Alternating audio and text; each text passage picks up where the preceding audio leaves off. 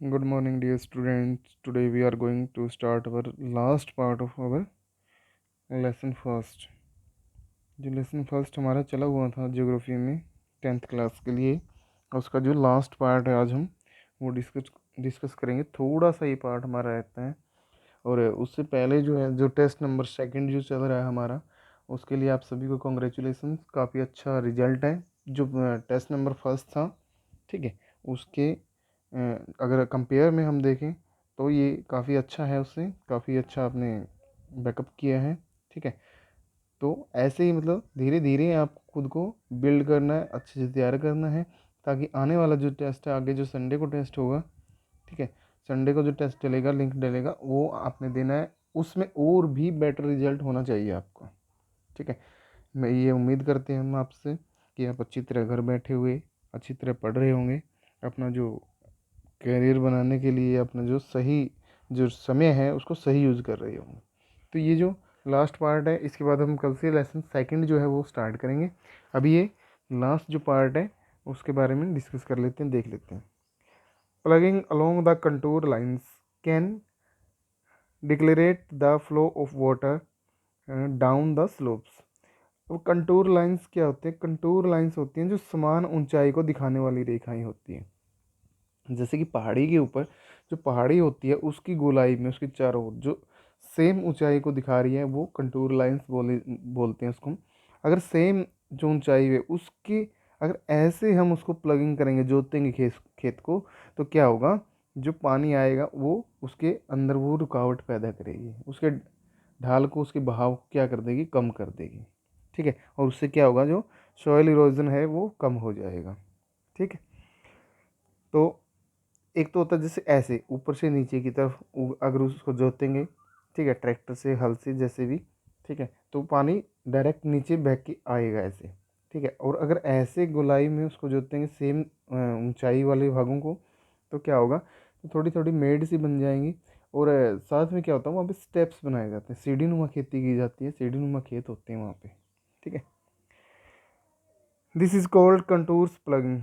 इसको समुच्च जोताई कहते हैं, यानी कि समान ऊंचाई वाले भागों को जोतना। Steps can be cut out on the slopes making terrace. और सीढ़ी जो बनाई जाती हैं एक छत सी बनाने के लिए, जैसे छत पे जाने के लिए हम क्या बनाते हैं? सीढ़ियाँ बनाते हैं। ठीक है, वैसे ही सीढ़ी नुमा उसकी कटाई की जाती है।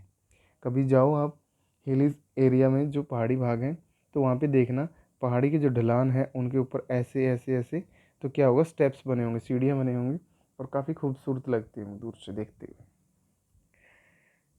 Terrace cultivation restrict erosion.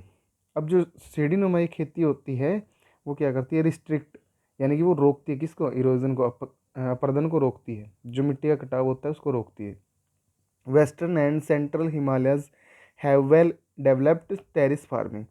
अभी कहता है वेस्टर्न, जो पश्चिमी हिमालय है, और केंद्रीय जो सेंटर का हिमालय है, उसमें अच्छे से जो सीढ़ी नुमा खेती की जाती है, वेल डेवलप्ड, यानी कि पूरी अच्छे तरीके से वो पे स्टेप्स बनाए गए हैं, कट किए गए हैं उनको। ठीक है, ताकि सॉइल इरोजन ना हो, और अच्छी एक फार्मिंग जो है डेवलप्ड, यानी कि विकसित कृषि जो है वहाँ पे की जाती है। आगे है, large fields can be divided into strips. जो बड़े बड़े खेत हैं या ढलान है, वो पूरा जैसे पहाड़ है उसका ढलान है, उसको किस में डिवाइड कर दिया जाता है? स्ट्रिप, सीढ़ियों में डिवाइड कर दिया जाता है। Strips of grass are left for grow between the crop. अब ये कह रहा है कि जैसे एक सीढ़ी है, दूसरी सीढ़ी हो गई, तो उस सीढ़ी के बीच में कुछ भाग जो है वो छोड़ दिया जाता है, ताकि उसमें घास पैदा हो, घास उग जाए, और क्या हो? सॉइल इरोजन को वो कम कर सके, यानी कि पानी का जो बहाव है वो कम हो जाएगा, तो सॉइल इरोजन भी कम हो जाएगा। अब उसमें घास उगेगी तो क्या होगा? वहाँ से भूमि का कटाव नहीं होगा, क्योंकि घास में से पानी बहेगा नहीं, मिट्टी को नहीं काटेगा। अगर मिट्टी होगी, घास नहीं होगा, तो डायरेक्ट मिट्टी को काटता चला जाएगा। This break up the force of the wind. ये हवा की जो गति है, ताकत, उसको ब्रेक कर देता, तोड़ देता, कम कर देता है। This method is known as strip cropping. ठीक है, इसको सीढ़ी नुमा जो खेती है वो कहते हैं। Planting lines of tree to create shelter also work in a similar way. अभी कहता है कि जो प्लांटिंग लाइन्स ऑफ ट्री, यानी कि पेड़ों की लाइन सी बना दी, जैसे हम खेतों में देखते हैं खेतों के सहारे सहारे जैसे जो मेड होती हैं, ड्योड़ हमारी होती हैं, जो लोकल भाषा में हम बोलते हैं, मेड बोलते हैं उनको, ठीक है। वो उनके सहारे हम क्या, जैसे सफ़ेदा वगैरह या और जो पेड़ पौधे हैं वो लगा देते हैं लाइन में, ठीक है। वो क्या करते, वैसे ही पहाड़ी भागों में वो लगा देते हैं, तो वो क्या करते हैं, हवा की गति को वो कम कर देते हैं, ठीक है। ये फिर भूमि है जो उसको जकड़े रखते हैं जड़ों से, भूमि का कटाव कम होता है उससे, ठीक है। तो ये भी एक साधन है, जैसे घास उगाई थी वैसे ही पेड़ पौधे भी लगा सकते हैं। Row of such tree is called shelter belt. आश्रय जो रेखाएं हैं, बेल्ट से इनको बोला जाता है, ठीक है। किनको, जो पेड़ों की लाइन हमने लगाई है।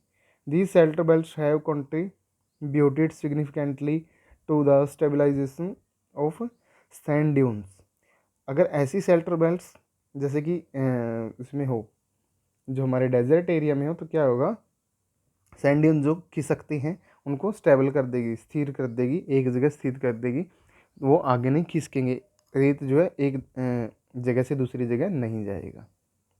And in stabilising the desert in western India, और पश्चिमी भारत में जो डेजर्ट है उसमें जो हम ऐसी शेल्टर बेल्ट लगा के क्या कर सकते हैं, जो सैंड ड्यून खिसकते हैं उनको रोक सकते हैं, ठीक है। ये हमारा जो फर्स्ट लेसन है वो कंप्लीट हो गया है। सेकंड लेसन हम डिस्कस कर लेते हैं, ठीक है, उसमें क्या है, और फिर डिस्कस करेंगे हम थोड़ा जो कल डिस्कस करेंगे उसमें, ठीक है। 10th का जो नेक्स्ट हमारा लेसन होगा, टेस्ट 3 होगा, वो कल डिस्कस कर लेंगे। आज थोड़ा सा सेकंड जो लेसन है उसमें क्या है वो डिस्कस कर लेते हैं। ये हमारा नेक्स्ट जो सेकंड लेसन है, wild life, sorry, forest and wild life resources, यानी कि जो हमारे वनस्पति हैं, जंगल हैं, ठीक है, और जंगली जो जीवन है, ठीक है। वनस्पति में जो जीवन पाया जाता है, जो जीव जंतु पाए जाते हैं, वो एक संसाधन के रूप में उनका हम कैसे यूज़ कर सकते हैं। तो बेटा ये जो लेसन है सेकंड, ठीक है, forest and wild life resources, इसको हम कल से स्टार्ट करेंगे। और अभी जिन बच्चों ने जो ऑनलाइन टेस्ट हमारे चले हुए हैं फर्स्ट और सेकंड, अगर वो अटैम्प्ट नहीं किए हैं तो आप अच्छे से उनको पहले प्रिपेयर कीजिए, उनकी तैयारी कीजिए और उनको अच्छे से अटैम्प्ट कीजिए, ठीक है। अटैम्प्ट करने के बाद अभी जैसे फर्स्ट है जो हमारा टेस्ट है, उसके 1 या 2 दिन रहते हैं हमारे, ठीक है ना, 6 तक रहेगा वो, तो वो उसके बाद ओवर हो जाएगा, कंप्लीट हो जाएगा, उसके बाद आप टेस्ट नहीं दे पाओगे, ठीक है। तो फर्स्ट जो है उसकी तैयारी कीजिए, अगर नहीं दिया है, अगर सेकंड नहीं दिया तो सेकंड की तैयारी अच्छे से कीजिए। बट हम उम्मीद करते हैं कि आप पूरी ईमानदारी से टेस्ट देंगे, ठीक है। ये नहीं कि ऑनलाइन बैठे हो आप और बुक ओपन करके या कुछ ऐसा करके या किसी की हेल्प लेके, ठीक है, अपने साथी की, तो या इंटेलिजेंट है कोई भी है, आपका नेबर है, पड़ोसी है, उसकी हेल्प लेके या बड़े भाई बहन की हेल्प लेके ऐसे नहीं करना है, ठीक है। ये अगर आप ऐसा करते हो तो आप खुद को ही धोखा दे रहे हो, ठीक है। किसी और को दिखाने के लिए ऐसा मत करो, जो रियलिटी है वो देखो, कहाँ कमी रह गई उसको फिर वहाँ से ऑब्ज़र्व करो, फिर उसको कंप्लीट करो, ख़त्म करो उसको, ठीक है। कोई भी प्रॉब्लम है उसका सॉल्यूशन यही है कि पहले उसको देखो कि क्या प्रॉब्लम है, फिर उसका सॉल्यूशन ढूंढो, ठीक है। उससे बच के भागने से उसका सॉल्यूशन नहीं होगा। अब बच के भागोगे वो तो वही है, सॉल्यूशन कहाँ हुआ उसका, प्रॉब्लम तो वही रह गई ना।